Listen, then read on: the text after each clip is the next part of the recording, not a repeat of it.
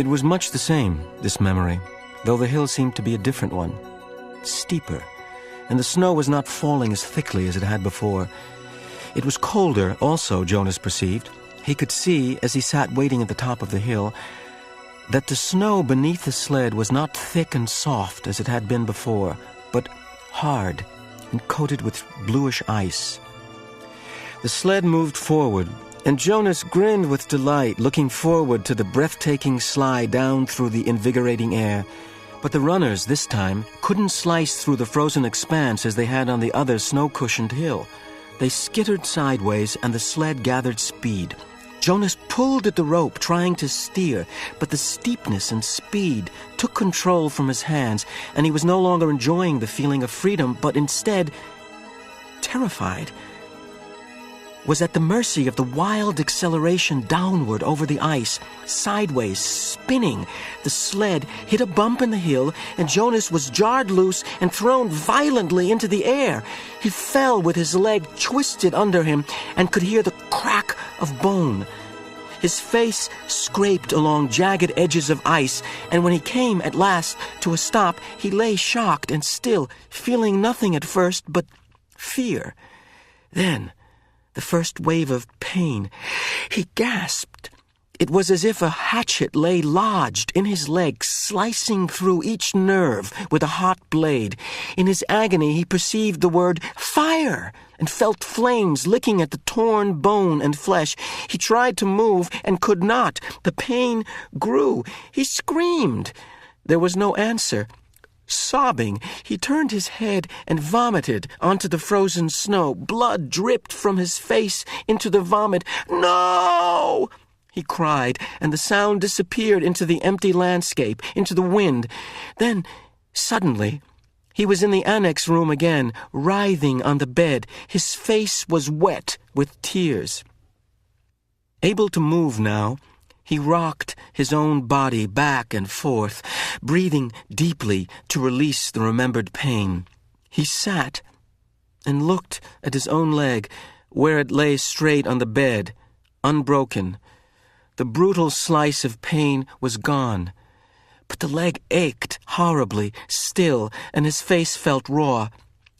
"May I have relief of pain, please?" he begged. It was always provided in his everyday life for the bruises and wounds, for a mashed finger, a stomachache, a skinned knee from a fall from a bike. There was always a daub of anesthetic ointment or a pill, or in severe instances an injection that brought complete and instantaneous deliverance. But the giver said no, and looked away. Limping, Jonas walked home, pushing his bicycle that evening. The sunburn pain had been so small in comparison, and had not stayed with him. But this ache lingered. It was not unendurable, as the pain on the hill had been. Jonas tried to be brave. He remembered that the chief elder had said he was brave. "Is something wrong, Jonas?" his father asked at the evening meal. "You're so quiet tonight. Aren't you feeling well? Would you like some medication?" But Jonas remembered the rules. No medication for anything related to his training, and no discussion of his training. At the time for sharing of feelings, he simply said that he felt tired, that his school lessons had been unusually demanding that day. He went to his sleeping room early, and from behind the closed door, he could hear his parents and sister laughing as they gave Gabriel his evening bath. "They have never known pain," he thought. The realization made him feel desperately lonely, and he rubbed his throbbing leg. He eventually slept. Again and again he dreamed of the anguish and the isolation on the forsaken hill. The daily training continued, and now it always included pain. The agony of the fractured leg began to seem no more than a mild discomfort as the giver led Jonas firmly, little by little, into the deep and terrible suffering of the past. Each time, in his kindness, the giver ended the afternoon with a color-filled memory of pleasure, a brisk sail on a blue-green lake, a meadow dotted with yellow wildflowers, an orange sunset behind mountains. It was not enough to assuage the pain that Jonas was beginning now to know. Why? Jonas asked him after he had received a torturous memory in which he had been neglected and unfed. The hunger had caused excruciating spasms in his empty, distended stomach. He lay on the bed, aching. Why do you and I have to hold these memories? It gives us wisdom, the giver replied. Without wisdom, I could not fulfill my function of advising the committee of elders when they call upon me. But what wisdom do you get from hunger? Jonas groaned. His stomach still hurt, though the memory had ended. Some years ago, the giver told him, before your birth, a lot of citizens petitioned the committee of elders. They wanted to increase the rate of births. They wanted each birth mother to be assigned 4 births instead of 3, so that the population would increase and there would be more laborers available. Jonas nodded, listening. That makes sense. The idea was that certain family units could accommodate an additional child. Jonas nodded again. Mine could, he pointed out. We have Gabriel this year, and it's fun having a 3rd child. The committee of elders sought my advice, the giver said. It made sense to them, too, but it was a new idea, and they came to me for wisdom. And you used your memories? The giver said yes. And the strongest memory that came was hunger. It came from many generations back, centuries back. The population had gotten so big that hunger was everywhere. Excruciating hunger and starvation. It was followed by warfare. Warfare. It was a concept Jonas did not know.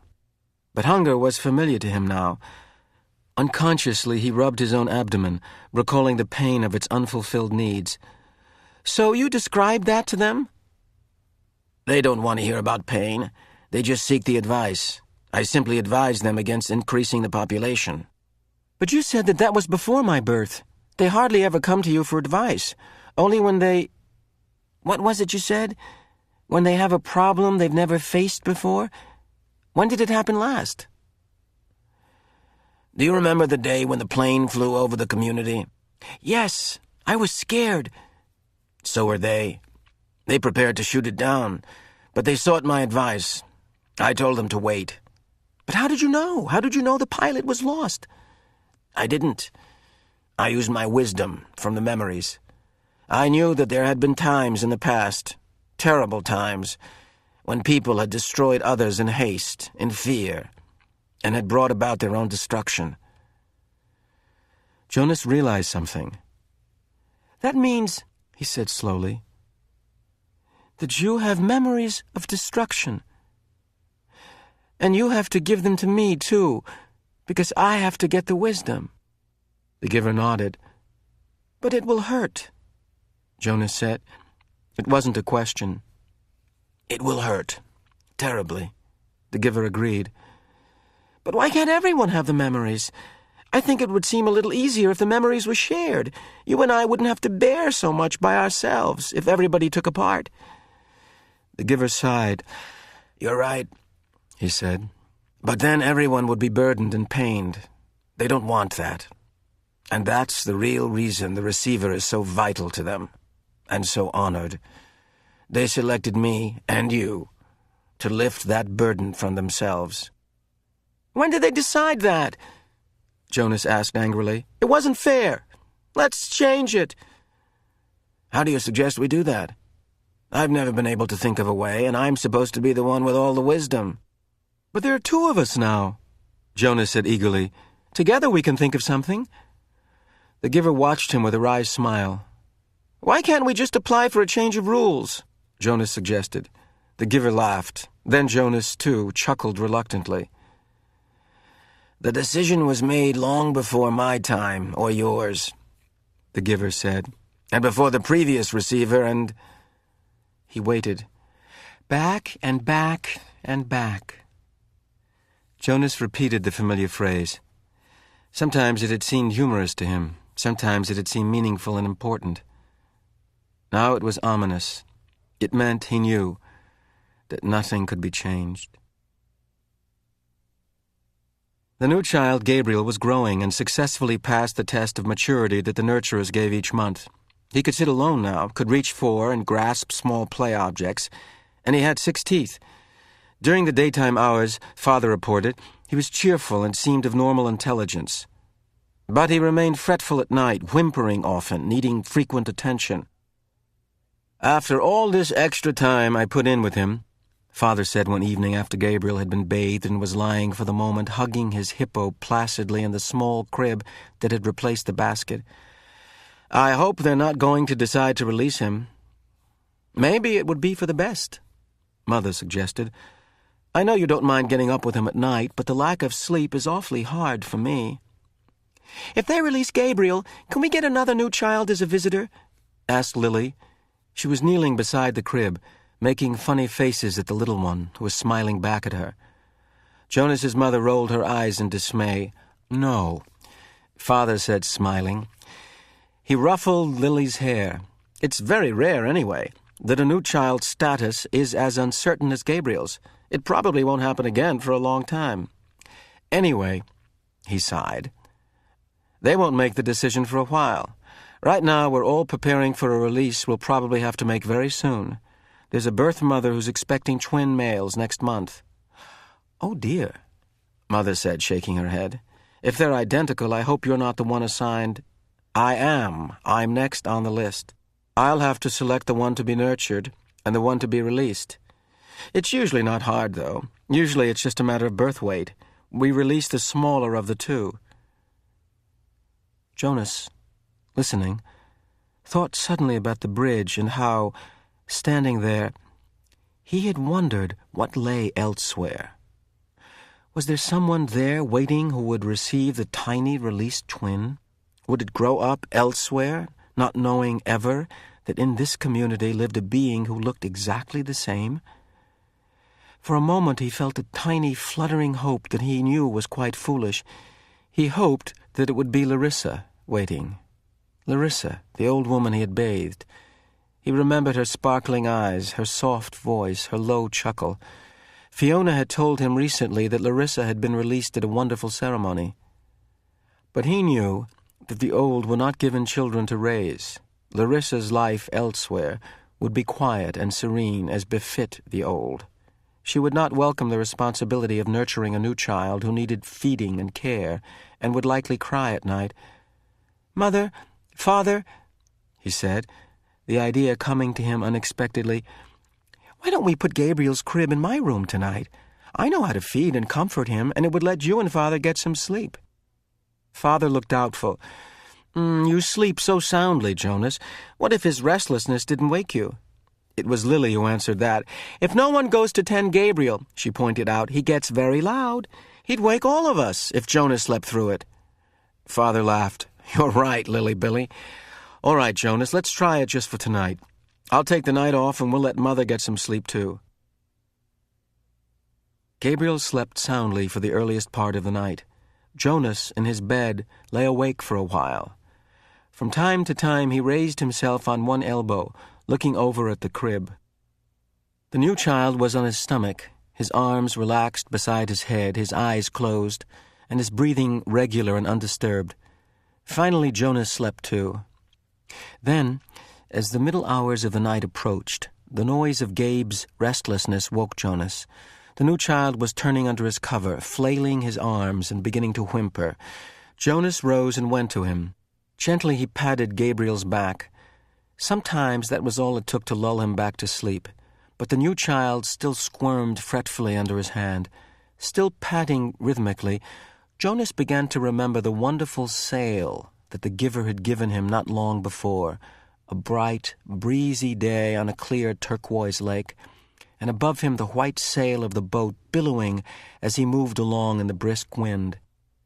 He was not aware of giving the memory, but suddenly he realized that it was becoming dimmer, that it was sliding through his hand into the being of the new child. Gabriel became quiet, startled. Jonas pulled back what was left of the memory with a burst of will. He removed his hand from the little back and stood quietly beside the crib. To himself, he called the memory of the sail forward again. It was still there, but the sky was less blue, the gentle motion of the boat slower, the water of the lake more murky and clouded. He kept it for a while, soothing his own nervousness at what had occurred, then let it go and returned to his bed. Once more, toward dawn, the new child woke and cried out. Again Jonas went to him. This time he quite deliberately placed his hand firmly on Gabriel's back and released the rest of the calming day on the lake. Again, Gabriel slept. But now Jonas lay awake, thinking.